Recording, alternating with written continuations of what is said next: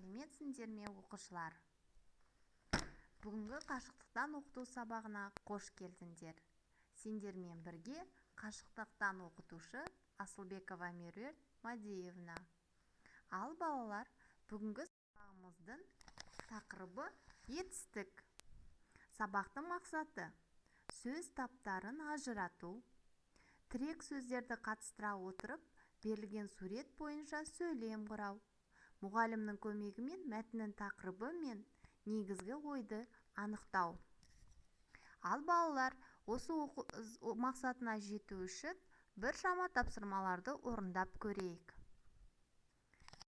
Жаңа тақырыпты бастамас бұрын өткенге шолу жасап алайық.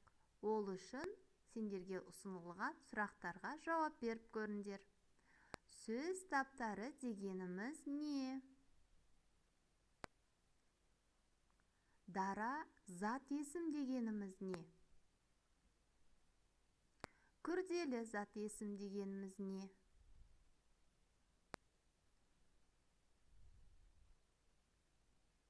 Жақсы, егер де 3 сұраққа да жауап бере алсаң, жарайсың. Ал балалар, енді суретпен жұмыс жасап көрейік. Суретке мұқият қараңдар.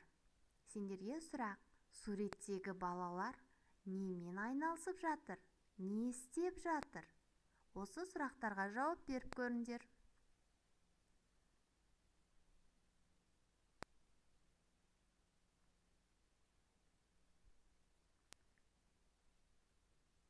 Ал балалар, өз ойларыңды айтсаңдар, сендерге қошемет.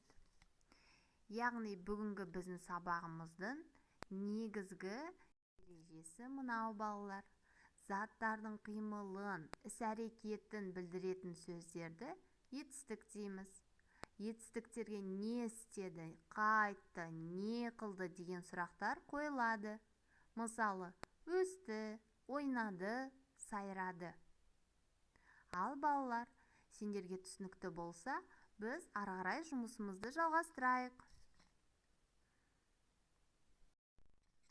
Орындап көр тапсырмасында балалар, оқулығымыздың 72-ші бетіндегі 2-ші жаттығуға назар аударайық. Оқы, сөйлемдердің қатесін түзетіп жаз. Бие мөңірейді, түйе мияулайды, қой үреді, сиыр қыт-қыттайды, ешкі кісінейді, ит бақырады, тауық маңырайды, мысық боздайды. Ал балалар, қатесін өздерінде байқаған шығарсыңдар, солай ма? Олай болса, сендерге қошемет.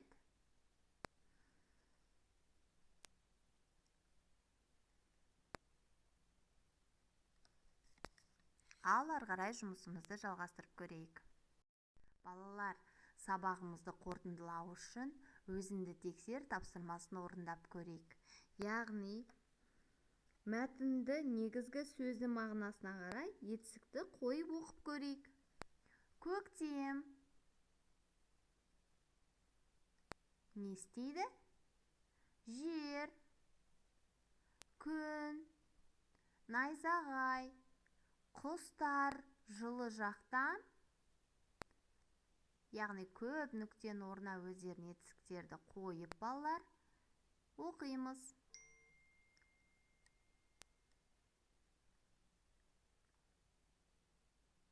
Жақсы, оқып болсаңдар, үйге тапсырма берейін. Үйден балалар оқулығымыздың 73-ші бетіндегі 5-ші жаттығуды орындап келеміз. Яғни жұмбақты оқып, шешуін табамыз. Жұмбақта берілген етістіктер қай құс туралы айтып тұр? Соны анықтаймыз балалар.